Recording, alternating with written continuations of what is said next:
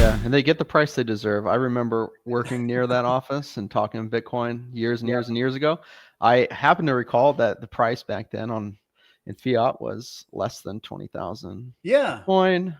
I know. Pretty funny now. And Yep. some of my family too. I mean, so like it was a year ago, I had family being like, "Are you still doing that?" And I said, "Okay, remember I gave you a little Bitcoin. I gave them a little coin with a little address and they could open it up, and I gave them a little Bitcoin on there. I said, "You remember that gift I gave you?"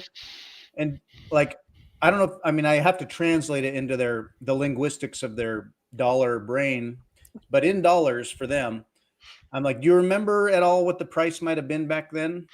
And they're Mhm. like, "I'm not sure." I'm like, "Okay, it was like around $20,000." Mhm. So it's now like 40 something.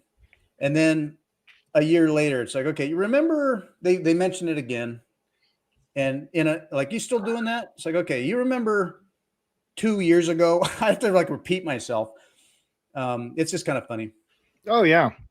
Well, I mean that's one of the more frustrating things about it because it almost bakes in an ego problem for people, right? Because if you like, there were people I was orange pilling around our sort of mutual circle there, and or trying to orange pill, and like I remember when I was smash buying at 16.8, like I was going around telling people, going, it's possible this could go back down, but I'm smash buying the shit out of this because I think this is a good time to do that. And my fear is that I tell someone, hey, you should go buy this. And then the next day it drops to like, from 16,000 to 12,000. It's like, dude, you just cost me so much money. And then they sell it and they do something fucking stupid. So Right. I'm always trying to hedge just so I don't have to put up with nonsense later.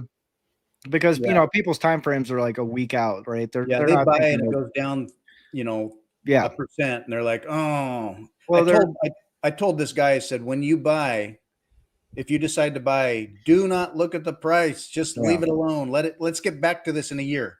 Exactly. Well, that's exactly what I'm talking about, right? Yeah. Is like if you manage to get someone over the hump and then manage to finally get them to not pay attention to the price and not flip out and lose their panties because the price dropped by 5% or something, then they are super happy people, right? Because they go, dude, thank you so much. Oh my god, I can't believe I can't believe how. Blah. But if you are orange pilling them and you're hedging like I did, and then they go, I don't know, it's funny money, blah blah blah, and then a year later they missed out on a 10x. It's like, I think it's a pretty steep hill to climb to go.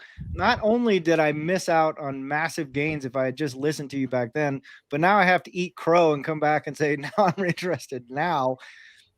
And then you have to hit them with the whole new spiel of like, well, it could, Bitcoin has had historic drawdowns like 70, 80%. So it's possible you could get in now and you're going to get nuked for the next 3 years. So just, but, I wish you would have listened to me then instead of coming now. But, so it's like, so it's pretty remarkable that the fellow that approached you did, now. Yeah. And I also go, well, he's also had a lot of fiat influence in his brain, right? Because every time he tunes into, C-SPAN or Fox News or whatever, there's somebody talking about Bitcoin and shilling Bitcoin these days. So it's like, well, okay, I guess if all, they're lemmings ultimately, right? They just go, oh, is everyone headed for the cliff? Okay, cool. I want to go there too, so. Yeah. Like, every day, all day on the TradFi networks. And then with the TradFi networks actually talking about it too, and can't ignore it. It's like, oh, this is an asset. Yeah, it's okay to like it now. yeah, exactly. Well, by the time they catch up, dude, they're going to be so far behind the curve. It's sort of like, they'll be lucky if they have another thing in their portfolio that does like 10, 12% a year, right? They're just like, oh, Yeah. but they're also in that mode where they'll be like, oh, I've always been into Bitcoin. Yeah. In the future, they'll be like, so it's like right now they feel late. Yeah. Give it a few years, they'll be like, Yeah. that was pretty early. Yeah. I hope it crashes for them. I'm a nice guy like that. I hope it crashes. Yeah. I never want it to. Whenever somebody gets off zero a little bit, I always want it to just go up a bit so they can just let it go a little bit and go, okay, oh, that was good, and then leave it alone. Yeah, if possible. I mean, most, it's problematic. Like if you just look at the government stats and they go, well, most people can't survive like a car breakdown without going into debt, right? Month to month. Yeah, like they're literally hand to mouth, month to month, just barely scraping by. And so, and meanwhile, like there's all that consumer culture that's constantly bombarding them, and they're always, like all these people that go, I don't have enough money to cover an unexpected expense like a car breakdown. Meanwhile, they've got like 40,000 Amazon packages showing up every day, and they're adding new trinkets and ding dongs to their whatever, and it's just like, oh, well, okay, I guess you're stuck. But when your time horizon is that short, when it's like my long-term plan is 30 days from now, you kind of go, well, how do you get that person to get into like, well, you need to be thinking more about like 5 years from now or 10 years from now or 20. They go, I got my 401k for that. You go, you might, but we'll see. And you have that number goes up, and then when they retire, that's like, what's the price of my beer? Oh my God. Yeah. I can't afford to retire. Yeah. So it's, like there's all that financial re-education, and then you end up taking the red pill, and then next thing you know, you're down the rabbit hole. And so all that stuff is like very disruptive to an ego-based society, right? Where people are like, I'm doing great because of things I do. And it's like, well, you're doing great because of the military industrial complex and a bunch of fiat inflation and the fact that you're willing to trade junk for slavery. So yeah. Okay, cool. Yeah. I mean, you know what I'm saying, right? Like I do. Yeah. Well, his wife got off zero as well, and it was a double whammy. Now she was more ready earlier. I was talking to her about it on the sidelines, and she was just interested. Like she'd go, hey, to her husband, hey, Fritz is smart. You need to listen to him. And he'd be like, I know, we got a plan. So when he got off zero, she did immediately as well. So double whammy. Well, you sent them to Swan, right? No. Wrong answer, dude. Well, I shouldn't say names. I was trying to get my mind around, what does this guy need? What is his what is he capable of? What does he want to deal with? And Swan. Yeah, River. I should say I took him straight to Swan, and I just hope he's a high roller. Dude, get Swan, that big account. I had an account on Swan for with $7,000 in it. I mean, they'll take anybody's money, dude. They don't care. That's true. So they'll take anybody, right, Travis? There's lots of options. Tons of options. Yeah.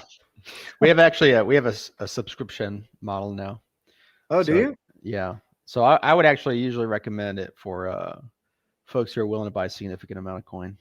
Oh, no. If you're just going to buy $10 worth, like go to Kraken. Yeah. Just jump on. Actually, I usually show up River and Strike for like this smaller amounts. Yeah.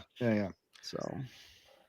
Yeah. Or just, I mean, you could literally just go to Kraken at that point. It's a US based company. It's full of shit. But if you want to buy a lot and you want someone to hold your hand through it, like have someone you can just call, like whenever. Yeah. Like we assign private wealth folks to clients, which I don't know of any other company that does that. And it's just like a given. So I know there's some that you pay a significant amount. Like I heard, I can't remember what it was, but it was like thousands a year. It's like, what? Wow. We just give it to you. Another subscription, but whatever. Well, what's that cost? What's a subscription to Swan cost? It varies. Depends on how fat your stack is. I don't really remember, honestly. I think it's like $20 a month or something like that. But no shit. I work on the back end. I don't really. You're not front and center in the business stale and chill. I don't. I don't. That's all right. So, I think it's something like $20 or $15, something like that. Yeah, that's. Thinking of Bitcoin event things, was about a year ago. Germany sold fairly publicly their 50,000 Bitcoins, and they got swept up quickly. I remember that.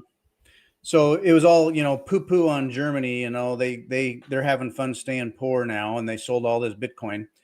And then it come to find out more recently, isn't that the whatever the reserve that the U.S. had that they basically picked up from crime and collections and whatever, it's missing. Yeah, like 85% of it. Yeah, I've heard a few different things on that. Yeah, what have you heard, Travis?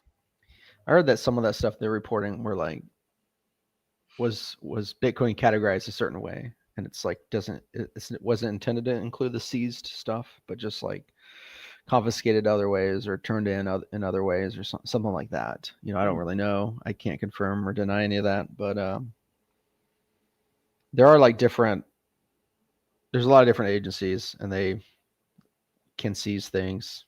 And sometimes like the seized items are like part of a case that's ongoing, right? And it might not necessarily be something that the government can keep. It might belong to a rifle owner somewhere. Right. There's a whole process of returning it. And, what do you return? Like if it was stolen and then seized as Bitcoin, but it was stolen as dollars originally, and like since then, the case has been adjudicated and there's like this huge increase in profit. Like, what do you get? Right. There's going to be some arguing there. Oh yeah. Yeah. Maybe the original dollars go back to you and we get to keep the rest, or, whatever. Yeah. Or if you get into shitcoin land, like, it can get really complicated. Oh, especially if there's like yield being made on stuff in the meantime. And it's gross just saying the word yield. Bitcoin. Oh, I know, man. It's crazy. Well, I had read a thing that said, all these various agencies that were holding it were like dumping it so they could get the fiat because of that executive order. And I don't know how true this is. I mean, just nonsense that gets peddled around on Twitter or whatever. That's what I get too. Well, I mean, that's, I think there's as much validity to most of that shit as, there is to me just spouting some bullshit off the top of my head. But, because that's all they're basically doing. But, what I had read, though, was that these various agencies, when they saw that order, they go, well, right now this is our Bitcoin, but now we're going to have to fork that over. But if we sell it, then it's just our cash. So we get to keep the cash. We have to give up the Bitcoin. So let's just sell the Bitcoin. And so all these agencies, letter agencies, whatever, just started dumping Bitcoin so they could, and then the follow on is like, that's why the price was stuck. And I'm like, I don't, maybe, but it's still sort of funny to look at. I mean, this whole Trump administration thing, like it's kind of fun to watch, like the Orange Man is great crowd kind of get kicked in the balls over and over and over again. I'm kind of like, why is this surprising to you? But his handlers, not what it seems. And are we surprised? I had heard the clickbaity stuff I had seen about all the Bitcoin things where it seemed like that the U.S. Marshal Service was in charge of sitting and holding on this stuff, and that they were trying to find it or reconcile it, and then they just couldn't find some, or it was gone, or they lost a MicroSeed. Yeah, the U.S. Marshal Service, if they'd have had a MicroSeed and they stamped it in steel and they bolted it to the back of the staff room fridge, it would still be there. Still be there. Maybe it was stolen by federal agents. That's never happened before. Yeah. So unheard of. Yeah. Is that a remote possibility that there's criminality occurring in these areas? Oh, dude. Yeah. Seems like it'd be easy to detect it eventually. Eventually. Right. One would think, but that would assume some level of desire to find these crimes. But yeah, our government always seeks out criminals. Correct. Within itself. Oh yeah. Always. Always hold themselves accountable. Yeah. That brings Very us reliable. That brings us to Daniel's resource capture game theory, is that there are no rules to that. Well, there's rules in that. I mean, like all these things are like, consumer rules, right? They're all like resource rules. The mistake people make is they think that those rules should apply to the people that are moving the pieces, right? And that's where it all breaks down. Like the rules are there for people like us to go, we're in a fair system and things are fair and it's going to be fair and we're going to hold people accountable when they do things wrong. And no, but that's just a way to motivate us to be more productive.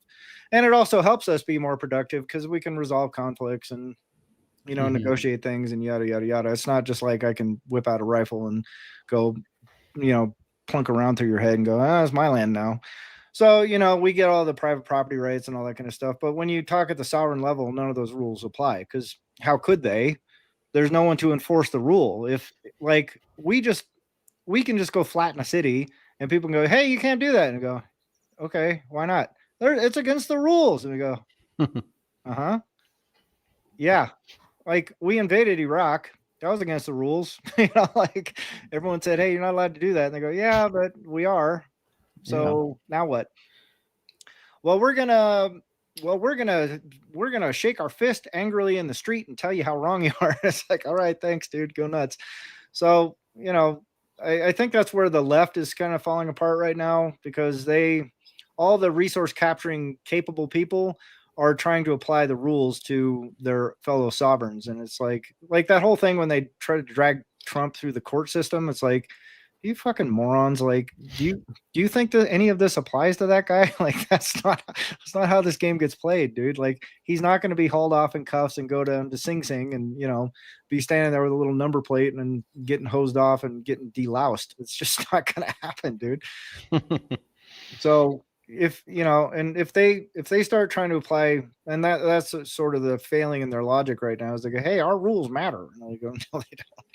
So, they're self-immolating on that whole thing. But and left or right, there's an aspect to all that it's like people grappling with, what are the rules? Why aren't things fair the way I thought they were? Or even if they were like upper class gentlemen's rules, or the rules don't apply in certain ways, but then you see something different and it's like, wait, what are the rules? How does this work? And that doesn't make sense. Right. Well, I mean, that's like if you just take the whole, like, I'm always going back to the farming analogy because I think it works the best. Mm-hmm. Like, if a farmer comes along and goes, hey, our rule, we've got this new rule for all you sheep. You guys get to be free range sheep. You get to go and eat grass and, waddle around, and we're never going to put you in a pen, and we're never going to do this, and yada, yada, yada. And you go, yay, we live in the great farm that's got the great rights. And he wrote it down. It's in the sheep constitution. It says we get all these things. And then the farmer, under fiat pressure goes, oh man, I got to cut back on all that free range shit because it's tearing up the yard and I got to have more maintenance for it. So just 10% of the time we're going to feed you corn. And the sheep go, hey, that's not fair. The Constitution says you're supposed to feed us grass. And I know. And we're going to kind of cordon off the yard a little bit. So some of you are going to be in this part of the yard. And some of you are going to, hey, that's not fair. It's against the rules. Oh, well, just take it to sheep court and let sheep court deal with it. But meanwhile, we're going to fence you off this way. It's for their safety, Daniel. Of course, right? And so they're going to keep cordoning you off until the sheep are in a little pen where they can't move anywhere. And their whole job is to produce wool and make babies. And they go, hey, this isn't fair. It's against the rules. You're not supposed to do that. And they go, yeah, well, we are. So GFY, right? Like, and the sheep can bitch and moan and complain, but the farmer's still the farmer, right? So it's the same thing for us. Like, we can bitch and moan and complain, but you go, well, do you have any power to change any of that shit? No. Then shut the fuck up, because there's nothing. Like, if you can't do anything about it, then just recognize you're a resource and you have to play by whatever rules the sovereign is imposing on you. And so people, get kind of hung up on the idea or don't like the idea of being farmed or whatever. But I'm like, well, we're being farmed. Like, if you don't see it, this grass doesn't taste like grass anymore. And the deep conspirators are like, it's straw. They're just calling it grass. Yeah. It's like, no, it's not. It's grass. They said it's grass. Yeah. No, it's straw. It's straw. Seed oils in the grass. Yeah. The farmer said straw. Yeah. But nobody notices so much, except that it's just chewy now, and my poop is harder. And anyway, my son, my second oldest son graduated high school this past spring and is making future plans, but on his own. I did not usher anything about this.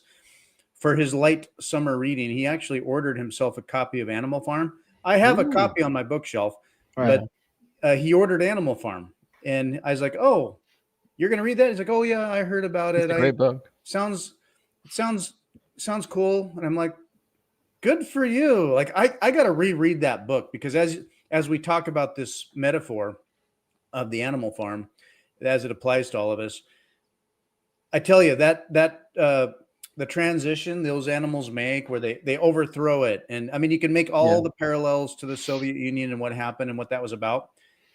It applies in ways today where, we get someone new that's in charge and they're changing stuff and it's better. And yes, there's fairness. And then things kind of like change a little bit and change a little bit and change a little bit. Next thing you know, it's like, this is all the same. Yeah, it all ends up in the same spot, dude. Like that's the ultimate takeaway. So that's pretty cool that your son grabbed that, though. It was random. It was awesome. when he got it out, it was a crisp new book with a different cover than my old copy. Yeah. And I'm like, wow, I love it. I'd be interested to imagine that book if, say, it was the same storyline, and then somewhere in there, the sheep and the chickens and the cows and that horse that went away, they realize like what's happening, but they're like, well, now what? And then some sort of special magical white rabbit invents a Bitcoin type thing, and Bitcoin like starts changing the farm. What would that look like? That'd be interesting. Yeah. Well, I mean, that's the kind of cool thing about it is like Bitcoin.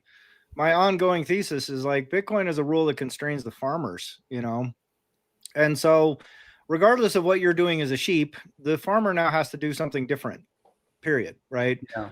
Because if you talk about there's a bunch of farmers and none of them have any rules that govern how they run their farms, and you could extrapolate that out to nation states, right? They go, there's no rules governing how Kim Jong-il does shit inside Korea.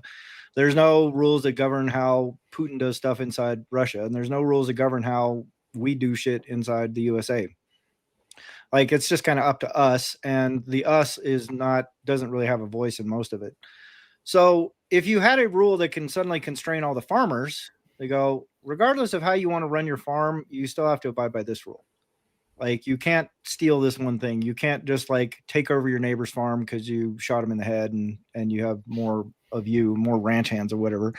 So now you all have to abide by one single rule. So it kind of changes how farmers do business is my sort of core thesis, right? Like, because you're going to lose ground to the farmers that embrace the rule and work within the confines of the rule. And if you're trying to subvert the rule all the time, you're going to just eventually lose ground until you lose entirely.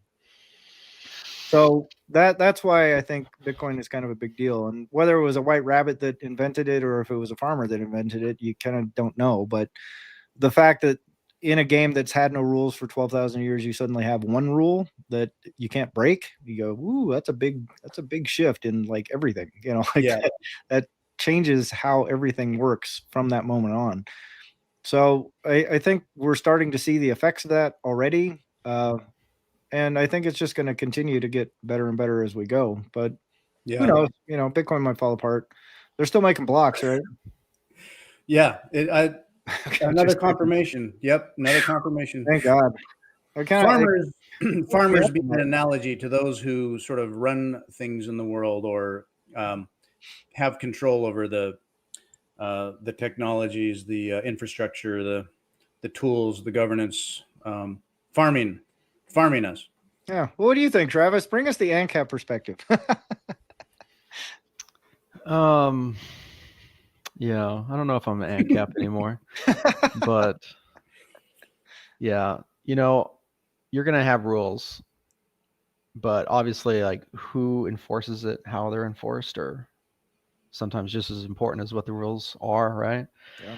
And then, I think with like anarchists kind of get a bad rap because we kind of think anarchy, we think there's a lack of rules or no rules, but I see it more like how the rules enforced by private people or like the state, right? Like we tend to rely on the state enforcing the rules and writing the rules, but there's so many examples just in our like society today of rules that are private and privately enforced, and a lot of times those are better examples of like systems than the government enforced ones.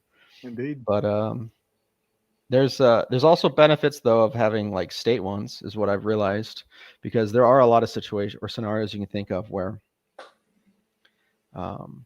especially when you're trying to enforce like morals, that you might just have to have the state go in and like ruin a family. Yeah. And you're invading their privacy and you're using force on people. Yeah. And they're not going to consent or agree to it, obviously. And so think of like situations where they're abusing children in a family. Right. I was just going to say that. And it's hidden, it's discreet, but somehow, there's some neighbors that decide to act, and they're not going to act by themselves or, as vigilantes. If there are state rules and state options. Yeah. Well, that's the other problem with self-help, right? Is like, what if you get it wrong? you know, like, and I mean, take it out of the realm of like the abuse thing, because that's usually pretty straightforward. And, you know, if there were self-help options, like all the neighbors got together and go, okay, we're going to go kick Tom's ass because he's abusing his kids. Yeah. Well, and child abuse might not be a good example actually, because most of us would probably agree that, Right. you know, there is like, you know, harm being done and we have the duty to intervene on their behalf. But sometimes we disagree on what harm is. So Correct. I have to go away for like 5 minutes. Yeah, yeah. Come back. But a classic example that came up in my circles was like a family that's trying to transition a kid. And they're like, let's say, you know, the extreme version where they're trying to like do permanent physical changes to a child. Right. Like we're going to disagree on is that harm? Oh yeah. Yeah. Depending Yeah. on like, well, if you're from Portland or not, probably, right? But I'll be Yeah. right back.